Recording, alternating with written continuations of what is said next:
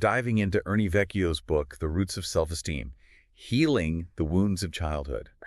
Such a good one. It's amazing. He makes this connection, between what happens to us as kids Yeah. and how we end up seeing ourselves, as grown-ups, like how we value ourselves. Pretty powerful stuff. So, okay, first things first, self-esteem.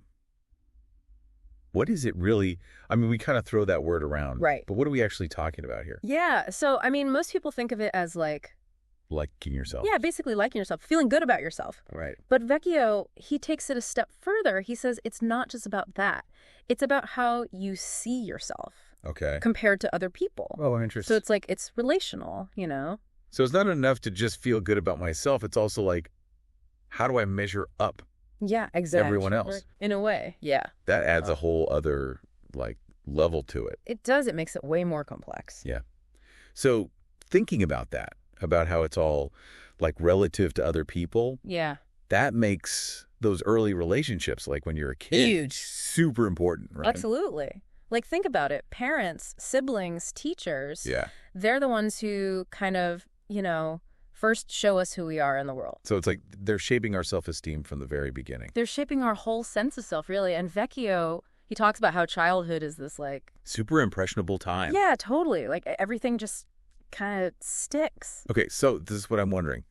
What happens when those early experiences Yeah. aren't so great? What if you don't have those, positive... Supportive relationships. Yeah, the supportive people around you. Yeah. What happens to your self-esteem then? That's where things can get tricky. And that's where Vecchio brings in this idea of shame. Shame. Yeah.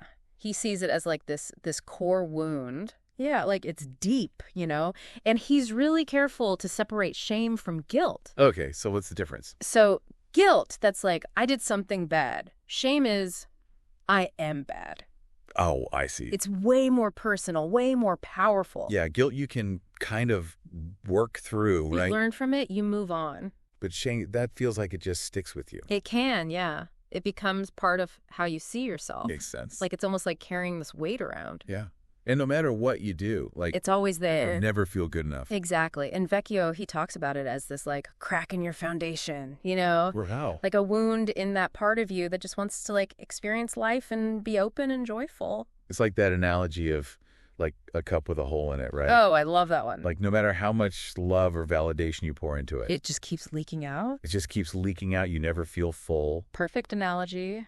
And that explains, why some people, even if they have good things in their lives, like success, relationships, they still struggle with this feeling of Not being enough. not being enough. Yeah. Because that shame is still there underneath it all. So, okay, if we've got this, leaky cup situation going on, Yeah. our minds are going to try to fix it, right? Of course. Is that where those coping mechanisms come in? Exactly. The ego, it steps in and it's okay, how do we protect ourselves here? Right. And it comes up with all these strategies. Strategies. Yeah, perfectionism, people-pleasing. Trying to control everything. All of that. It's all about trying to fill that void to prove you're not, A mistake.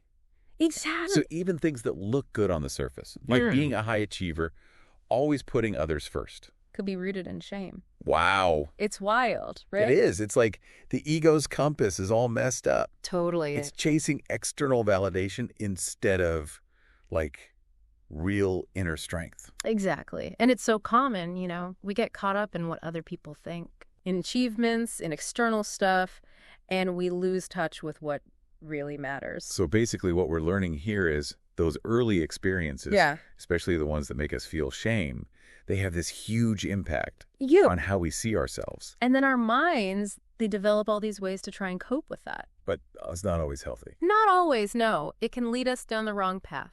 So, okay, this is a big question. Hit me. If self-esteem isn't about, all those external things, those achievements, Yeah. what is it about? Where does it come from? That's the million-dollar question. Right. And it's one that Vecchio really pushes us to think about. He says, it's not about what you do, it's about who you are. Okay.